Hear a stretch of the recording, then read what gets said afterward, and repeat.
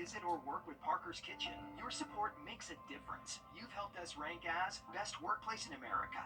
None of this happens without you. Thank you. Live from Augusta with a First Alert weather update. It is a First Alert weather day as we track severe storms across the area. You're taking a live look at our very active First Alert radar network. I'm Meredith Anderson here with your First Alert Chief Meteorologist Riley Hale. And Riley, you sounded this alert a week ago, and we've already had some reports of trees down this afternoon. Yeah, trees down, power lines down, some really intense storms, Meredith, and they're still impacting many of our eastern counties. I would say for us here in Augusta, even Aiken, most of our Georgia counties outside of Screven is pretty much over with the severe weather threat. So still continue to watch the severe weather threat, mainly for places like Bamberg, Allendale, Screven, Jenkins, Barnwell County. That's where we have some active alerts still in effect, and you can see very robust thunderstorm development in the southeastern CS area. We're talking 60-mile-per-hour wind gusts, torrential rainfall, and a lot of cloud-to-ground lightning too, and potentially even some small hail mixing inside a lot of these. We've only had one tornado warning across the area today, thankfully,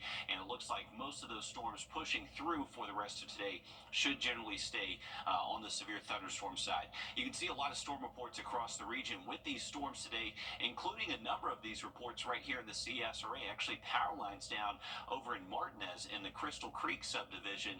That came through just before 3:30 this afternoon as that line of storms was impacting us here around the metro. Same thing, power lines down, reported off of Gordon Highway. This is near downtown Augusta. Same general time frame as that strong line of thunderstorm activity was pushing through. Here's a current look at it. So we have eliminated a lot of severe thunderstorm watches. Highlighted in pink is a severe thunderstorm watch. So most of, at least half of our counties have been eliminated from the watch, meaning that we're no longer expecting severe weather. The severe weather chances are going to stay where we currently have this orange box. That's a severe thunderstorm warning, and that's where we're currently looking at this line pushing out. We got some clearing up here at the lake. Temperatures right now in the mid-60s, so cooled off a little bit behind this rain, and temperatures will stay fairly mild the rest of tonight. Those rain chances should be coming to an end after 7 p.m. Much more on this forecast, and I'll look ahead towards the week in just about 10 minutes.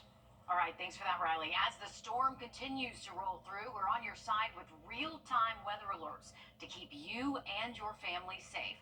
Just grab your phone, we know you have it nearby, and scan the flow code right there on your screen. It will take you to the App Store where you can download our free app. You can set alerts to specific areas for you and your family. Today's storm, of course, coming as so many of us are still recovering from Hurricane Helene. 6 months later, we are still seeing the damage left behind. So many roofs are still covered with tarps, plus we're dealing with uprooted trees stretching across some yards still. It has been an interesting year living in the Aiken-Augusta area and experiencing all of the weather between, of course, the hurricane, the snowstorms, and the thunderstorms. This is what you'll see today. Many homes that aren't livable and still need repairs, all while people work to recover from Hurricane Helene 6 months later. Now, there are still numerous homes with tarps on their roofs or damage to homes. Some even tell us that they lost the tarp on their home in the last storm, causing even more damage. So for this storm, they bought new tarps, hoping they'll withstand this. While others, well, they're just crossing their fingers that there won't be any more damage, especially right before one of the busiest weeks in Augusta. The landscape has changed forever, and for those of us who've lived here for so long, it really is sad, and it's a whole, everybody says, this is a once in a lifetime thing, but to live it, it's painful. And it truly is becoming crunch time as people prepare in many different ways for us to have tens of thousands of visitors coming in later this week. Police body cam videos released recently have highlighted a problem, a major one. People who are blind or deaf getting into sometimes violent encounters with officers due to misunderstandings on both ends of the interaction. Advocates for people with invisible disabilities are now calling for more police training. Your national investigative reporter Brendan Keefe is here with us from Atlanta with a preview of a story you'll see here in less than 30 minutes. So Brendan, what made you first start looking into this issue? Well, Meredith, just like you, as an investigative reporter, I look at stories in the news, and if I'm left at the end of the story asking the question, why? That's the basis of a good investigation. I started seeing these incidents not only in Georgia, but across the nation, where particularly people who are hard of hearing or deaf were perceived as being non-compliant when they were stopped by police, reaching for their registration. The officer may say, don't reach, don't reach. Well, they're looking the other way, and they cannot hear those commands. The officer then interprets that as non-compliance, and then that leads to use of force, sometimes deadly force. And that's when I started looking into the differences in training across the nation. And this could be really anybody. My father is deaf in one ear, so the minute you said that, obviously, I had thoughts of perhaps him not hearing any orders. What types of encounters have you seen on body cam videos? Yeah, the deaf and hard of hearing community faces obviously the most because they're going to be the ones more likely driving. They're more likely to have a regular interaction with police on what's known as the routine traffic stop that's never routine. I've seen several of those across the nation, and some are very, very hard to watch. You'll see those coming up just a little bit. And then also, though, there were incidents that sort of started all this. There's a North Georgia man who was living in North Florida, and a couple of years ago, he's walking home from jury duty, and he's stopped by police because they thought he had a gun. It was his collapsible red and white cane that he uses as someone who's visually impaired. They perceived it as a gun. Once they saw it was a cane, that should have been the end of it, but instead they continued to ask him for identification. He refused. He ended up going to jail for contempt of cop. Wow. Now, this call for more police training. Are any departments or any states already doing some sort of specialized classes for officers? Yeah, Georgia has no such requirement. South Carolina doesn't have a requirement. But you do see the requirement on the other side of Georgia in Alabama. And even though Alabama really leads the nation in requiring training for dealing with people who have invisible disabilities and even autism spectrum disorder, we're only talking about 1 hour of training every other year. The best training we've seen really comes from these non-governmental organizations like the Alabama Institute for Deaf and Blind. They go and give the training to the officers at their department and have them experience what it's like to be visually impaired, giving them special glasses that are blurred out or blacked out, having them wear the earmuffs they use at the range, and then role-playing with other officers where the officers with those devices on are essentially feeling what someone who has these invisible disabilities would be feeling in such an interaction. Literally putting them in their shoes definitely makes a difference. Thank you for your time, but more importantly, thanks for looking into something like this. Thanks, Meredith. That was your national investigative reporter, Brendan Keefe, live at 5 from Atlanta. Brendan, of course, doing incredible work, and we can't wait for the story coming up in half an hour. Tonight, 5 South Carolina counties remain under a burn ban as multiple wildfires rage. Now, that includes the upstate, which is under attack by the upstate's largest wildfire in history. That is the Table Rock Complex blaze. Oconee, Pickens, Greenville, Spartanburg, and Horry counties, they are all urged not to burn as firefighters are stretched thin battling current blazes. Now, behind me is an active fire map. It shows the blazes right now that are currently burning in the state. The Campground Road and Persimmon Ridge Road fires, those combined make up the Table Rock Complex fire. Now, tonight, that fire has grown to more than 13,000 acres in size, and it is only 30% contained. Now, that means a barrier has been placed around a portion of that wildfire to keep it from spreading. Now, although we are getting pounded with lots of rain, the South Carolina Forestry Commission pretty much says that the rain will not put out this two-part blaze. It just won't. This is video of the smoke plumes filling the air from the fire. The Forestry Commission says the rain will, however, help some firefighting efforts, even though it won't extinguish it. The Forestry Commission's public information officer explains how. Rain will help us in a couple of ways. Obviously, it slows down the fire's movement, kind of camps it out where it is, makes it kind of stop and so forth. And the other is it allows us to get closer to the fire's edge. So we don't expect a lot of big flames or anything like that today. So that increases our firefighters' safety. They can get right in next to the line, dig the lines out, bulldozer, whatever we need to do. Because the main goal is to establish a dirt fire break around the whole place.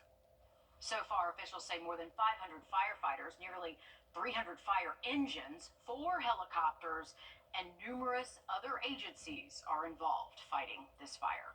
Now, within the last hour, we learned an Augusta man is facing charges after allegedly raping a teenager who deputies say is his child's mother. 20-year-old Javarius Wynn was arrested yesterday. Arrest warrants show he engaged in sex acts with the 15-year-old victim in January of 2023.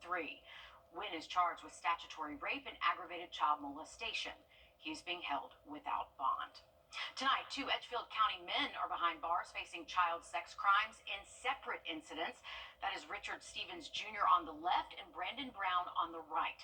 Edgefield County deputies say Stevens had 2 phones with more than 100 uploads of child sexual abuse material. Authorities say they also found child sex abuse material of a 4-year-old in Brown's phone. Both Stevens and Brown face sexual exploitation of a minor charges. South Carolina stands alone in the country as the only state that has no law on the books targeting what's known as revenge porn. That's when someone distributes explicit or intimate images of another person without their consent. As State House reporter Mary Green explains, lawmakers want to change that. Experts and lawmakers say the release of what's known as revenge porn happens probably more often than you would think. But there is no protection in law for victims here in South Carolina, the only state lacking it. This bill would fill that gap and bring clear penalties to those who engage in these harmful practices. This bill would make it a crime to intentionally disseminate an intimate photo or video or a digitally forged intimate image of another person without their consent. That includes AI-generated images made to look like real photos or videos of an identifiable person. 2 years ago, South Carolina enacted a law criminalizing sexual extortion, which is when someone threatens to release private images of another person if that person doesn't do what they want, like pay them or perform certain acts. But under that law, there must be blackmail involved. Otherwise, it doesn't rise to the level of a crime in South Carolina. Don't get me wrong, people make bad decisions when letting themselves be photographed or taking photographs and sending them, but we've all made bad decisions. This legislation has been filed several times in the past here at the State House, but never made its way to the governor's desk. Supporters attribute that more than anything to people just not realizing how common and how harmful revenge porn is. Reporting from the State House, I'm Mary Green. Another bill before lawmakers this year would allow victims of revenge porn to sue the person who distributed the photos or videos of them. Lawmakers say South Carolina would be among the first states in the nation to establish this civil cause of action if that bill does in fact become law. A violent trend alert for parents tonight. South Carolina's Attorney General is warning parents over an online gore trend targeting teenagers. Now, this involves people, often teenagers themselves, encouraging young people to generate gore material by victimizing others. The AG says that kind of material includes violence and even sexual abuse. Okay, so parents, what do we need to look out for? Experts say signs our kids could be at risk include those who are experiencing depression, if they're part of the LGBTQ community, if they're spending an unusual amount of time in private and online, if they have any unusual cuts, and if they receive gifts from people they've met online. If you think your child might be a victim, you need to report it immediately to law enforcement or to the FBI. Riley. Well, we are so continuing our first alert weather day until around 7 p.m. impacting our eastern counties right now. We'll give you that radar update and look ahead at a big warm-up heading our way in that 7-day forecast just after the break. Plus, more than 6 months later, Columbia County's Racket Center is reopening after Helene. We'll take you there next. Time and Temp, brought to you by your First Alert weather team. The weather, it's something that affects us all every day. From sunny to severe and anything in between. This is why we First Alert. Wherever you are in your... Go to CashNetUSA.com to apply for the money you need. Now, your First Alert weather with Chief Meteorologist Riley Hale.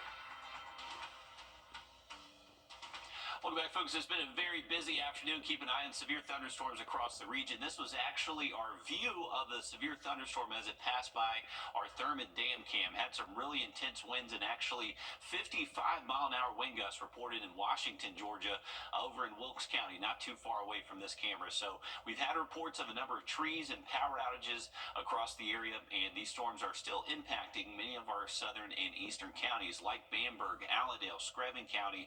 That's where we still have these lingering severe thunderstorm warnings in effect. The rest of us for the CSRA, if these storms have moved east of your location, you are done with the severe weather threat for today. That does include us here in Augusta, Evans, Aiken, our big three counties, Columbia, Richmond, Aiken. We're done with our severe weather threat, but still keep an eye on those severe chances around Bamberg, Earhart, Allendale, even a little bit further south over in Screven County, Sylvania, all the way over into Hampton County. So these storms are quickly moving east out of the area. I would imagine by the time we get to around 6 p.m. this evening, most of the severe weather threat is done with for the CSRA. You can see most of us have been eliminated from the severe thunderstorm watch highlighted in pink. These are the severe thunderstorm warnings highlighted in orange. So those really are starting to move into the Midlands and away from the CSRA. So we should see improving weather as we get later into this evening, and especially by tonight. But for the next couple of hours, we still have some lingering rainfall. I would say if you're heading outside, still ponding on roadways, not great to be outdoors. We'll have these rain chances through at least around 6, but excuse me, once we get into much later tonight, expecting those rain chances to really go down for us. Here's a live look from our Beach Island camera. You can still see that lingering cloud cover, a few raindrops on the lens. So once again, some lingering showers definitely possible the next couple of hours. But as far as temperatures go, we got up to the upper 70s, near 80 degrees today. Right now, we're in the 60s, close to 70 in most spots that we've seen a little bit of rain to help cool us off. But here's the way it's looking at our in-house model. Once again, after 6 o'clock, most of those storms are now moving east of 95 and still seeing a little bit of cloud cover, maybe a stray shower through this evening. But temperatures will be able to fall most likely to the mid and upper 50s by early tomorrow morning. Once we get towards our Tuesday afternoon, we're expecting high temps to be close to 80 degrees. We'll see partly cloudy, mostly sunny conditions throughout the day. And we'll be very calm Tuesday, not expecting much of a wind threat by any means. Once we get into Wednesday, not ruling out maybe we see a downpour too later into our Wednesday afternoon. Doesn't look to be too widespread. I would say the majority of our Wednesday is dry, and it's going to be warmer, most likely hitting mid to upper 80s across the area. And then as we head later into our afternoon, evening, there's our 20-30% chance for maybe a straight downpour across the region. So a heads up Wednesday. Most of the day does look dry, but we could see some wet weather to close it out. Here's looking at that 7-day forecast. Take a look at the high temps Thursday, Friday, and Saturday. Close to 90 degrees. Definitely the hottest weather we have seen so far this year. Get ready, folks. Summer is just around the corner. Sure is. All right, thanks for that, Riley. More than 6 months later, Columbia County's Racket Center is finally reopening with a new look. Columbia County Parks and Rec Manager Wes Horton tells us they were right in the middle of adding pickleball courts when the storm hit. Luckily, though, Horton says most of the groundwork was finished before the storm came through. He says the only thing that took the major hit was the tennis courts. As far as the tennis courts, it was extensive damage throughout the complex that we had to address to basically be able to open safely. And it took us a while to do that because of how much damage we had. The Racket Center is located at 421 The Pass. We're back in a bit. First Alert Radar, powered by Jim Hudson Automotive Group. I'm Phyllis Salazar with Georgia Southern University beloved mascot Freedom has died. School officials say the bald eagle symbolized pride and resilience at his post for more than 2 decades. Freedom was only a few weeks old in 2004 when he was found knocked out of his nest in Florida. He's been with Georgia Southern ever since. I think he is just a big centerpiece to what we are. Like I said, when you think of Georgia Southern, you think of, the Eagles, and that's freedom. Now the university says they're planning a tribute to Freedom. More on that, they say, in the coming weeks. Today, Augusta University's Bell Tower Foundation announced 8 winners of $1,000 grants.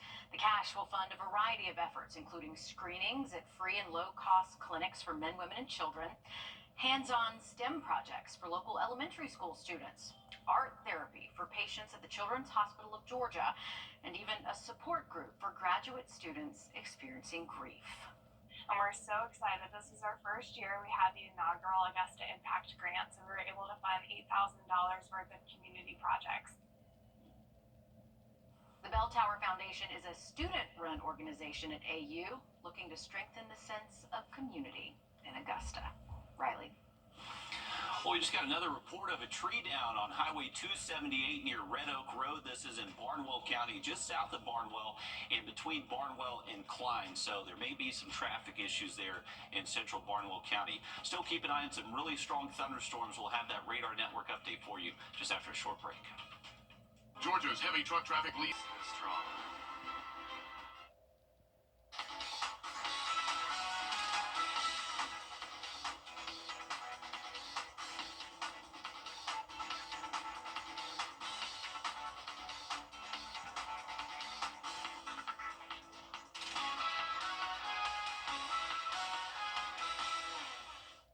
All right, looking back at our radar network, we are still keeping an eye on a severe thunderstorm warning now moving out of Bamberg County and Allendale County. So I would say over the next 10 to 15 minutes, we should be clear of all severe thunderstorm warnings across the area, but still a lot of cloud to ground lightning and some heavy rain in some portions of the viewing area, especially the further east and south you get. You can see the worst of that severe line is now moved east of downtown Bamberg and also Earhart, so moving into Orangeburg County next, and just seeing these storms start to move out, so improving conditions for us here locally.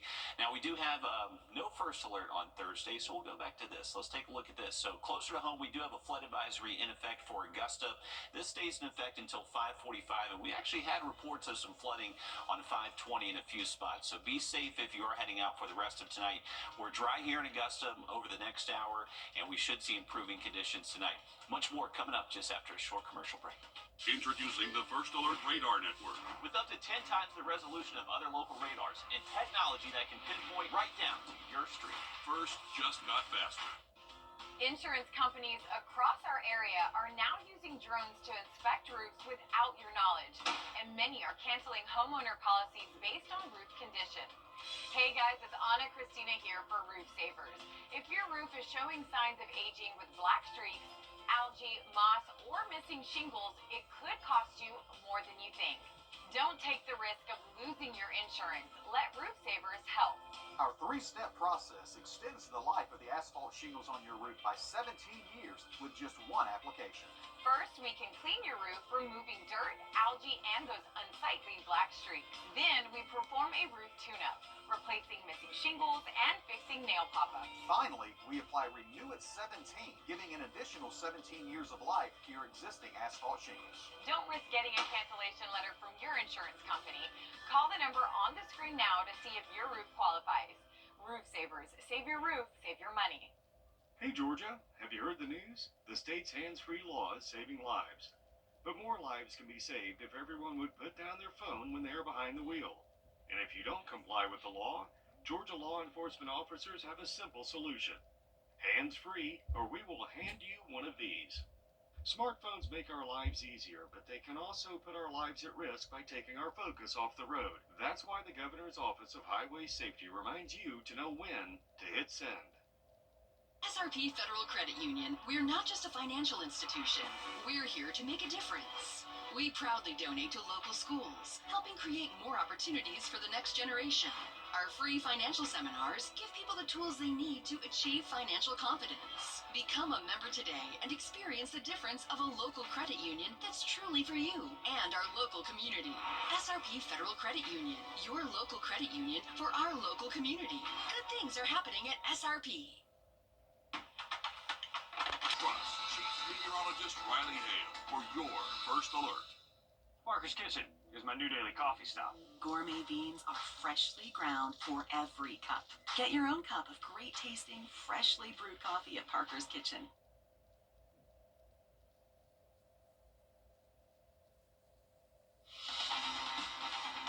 Live from Augusta with a First Alert weather update. And we are still in that First Alert weather day. Here's that live look from our First Alert Radar Network. Look at that. Not what you want to see, all those colors moving across our area. We are tracking them live as they make their way through our area. I'm Meredith Anderson here with your First Alert Chief Meteorologist, Riley Hale. Riley, you let us know that this was heading our way a week ago. Here it is. What are we seeing so far other than trees down and power outages? Yeah, we've had a number of those reports across the area, but things are improving for us. The worst of the weather now really on the east side of Augusta. So a number of reports coming in today. Luckily, the severe weather threat is moving out. We've gotten rid of most of our severe thunderstorm watches. We should see the rest of those counties be eliminated from that watch over the next hour or so. You can see over the lake a much calmer view than what we had about an hour or so ago. Temperatures in the mid-60s. Still some lingering showers around, but we'll have a look at a much better 7-day for you in just about 10 minutes. All right, sounds good. Thanks, Riley. An Augusta man charged with raping a teenager tonight. 20-year-old Javarius Wynn was arrested yesterday in Richmond County. Arrest warrants say it happened back in January of 2023.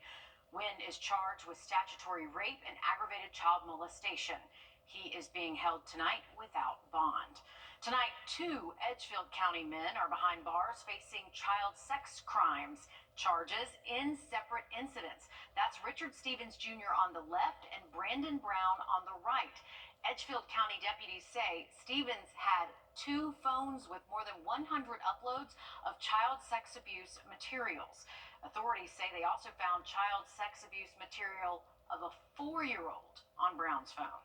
Stevens and Brown face sexual exploitation of a minor charges. 5 South Carolina counties remain under a burn ban tonight as multiple wildfires rage. Now that includes the upstate, which is under attack by the upstate's largest wildfire in history.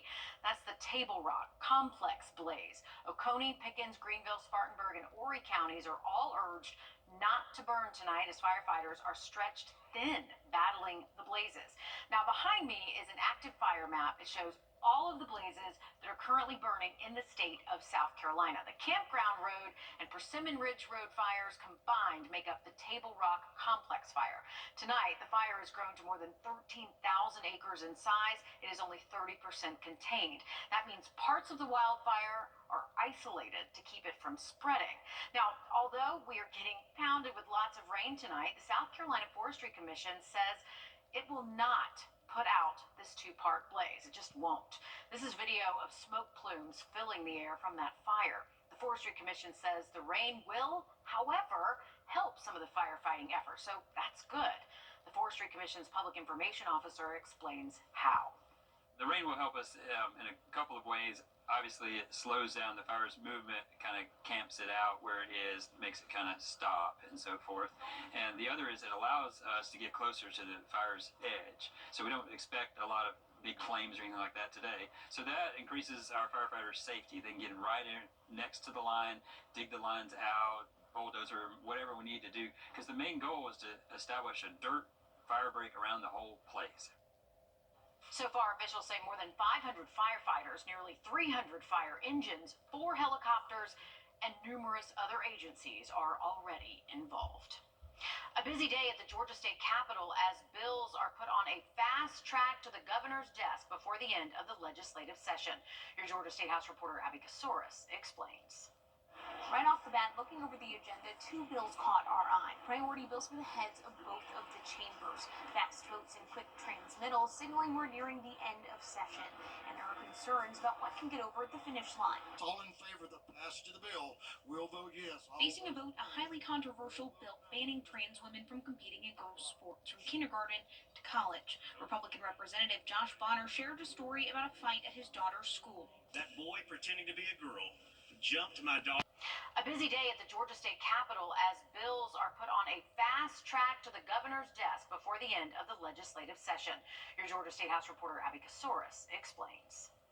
Right off the bat, looking over the agenda, 2 bills caught our eye. Priority bills for the heads of both of the chambers. Fast votes and quick transmittals, signaling we're nearing the end of session. And there are concerns about what can get over the finish line. All in favor of the passage of the bill will vote yes. Facing a vote, a highly controversial bill banning trans women from competing in girls' sports from kindergarten to college. Republican Representative Josh Bonner shared a story about a fight at his daughter's school. That boy pretending to be a girl jumped my daughter's friend. put her on the ground and beat her.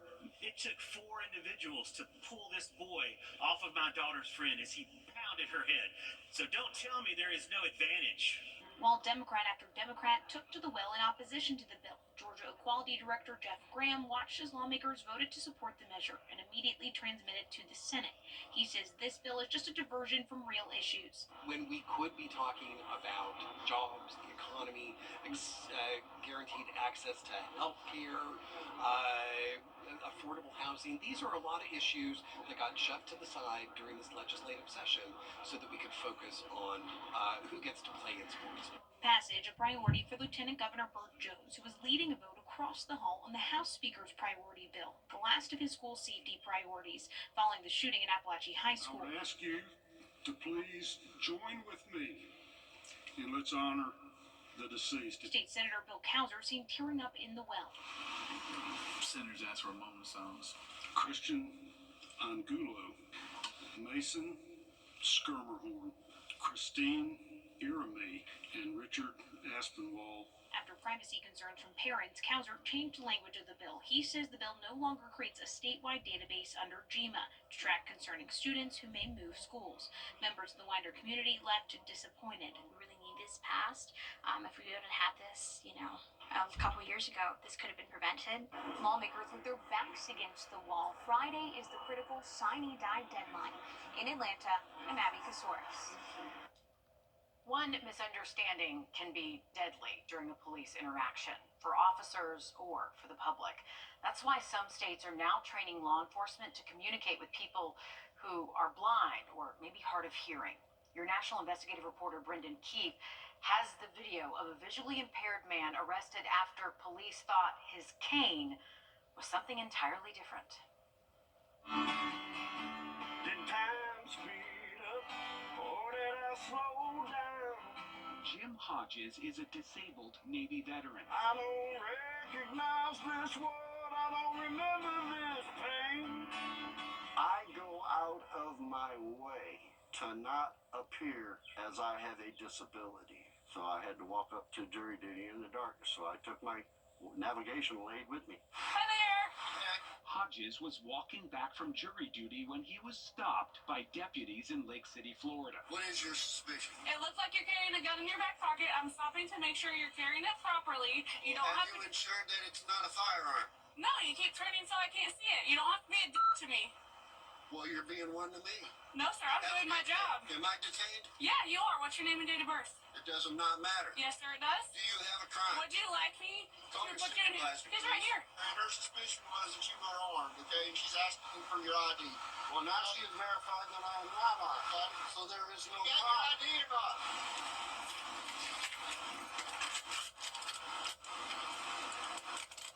Some people would say, why not just give him the ID? Let's let them have every little right until they run out of them and they want our big ones.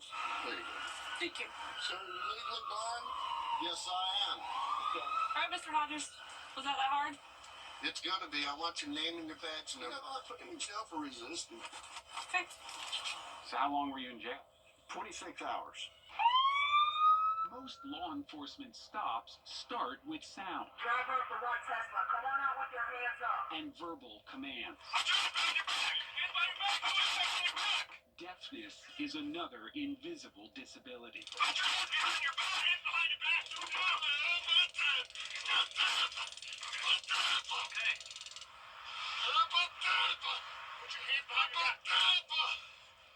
Put your hands behind your back, sir. Police in Texas kept issuing verbal commands after they knew the man was deaf. If I try to sign, they back away from me, thinking maybe I have a gun or some kind of weapon or a spray or knife or anything along those lines. My first reaction as a total blind person, much less a total blind female, is if somebody grabs me, I'm going to immediately turn away and resist. You don't see the uniform because No, you correct. can't see anything. Correct. Kim Chichester helps train police for the Alabama Institute for Deaf and Blind. Training is key to being safe in every scenario. Oregon now includes deaf and blind instructors at the police academy, while Texas alerts officers on traffic stops that a driver might have trouble communicating. The new law gives a person challenged with communication the option to disclose their disability when registering their vehicle through the DMV. You want to pull this out of my back pocket? Sure. As for Jim Hodges, he got his cane back along with his freedom, reaching a settlement with the Columbia County Sheriff's Office. Oh, did I slow down? Back on that porch in North Georgia sits what deputies couldn't see, and a man who never lost his vision for the freedom he once defended. It's almost over now. Brendan Keefe, on your side. The two deputies and the now former sheriff in Hodges' case declined to comment through their attorneys. Training varies across the nation from little to none. Riley.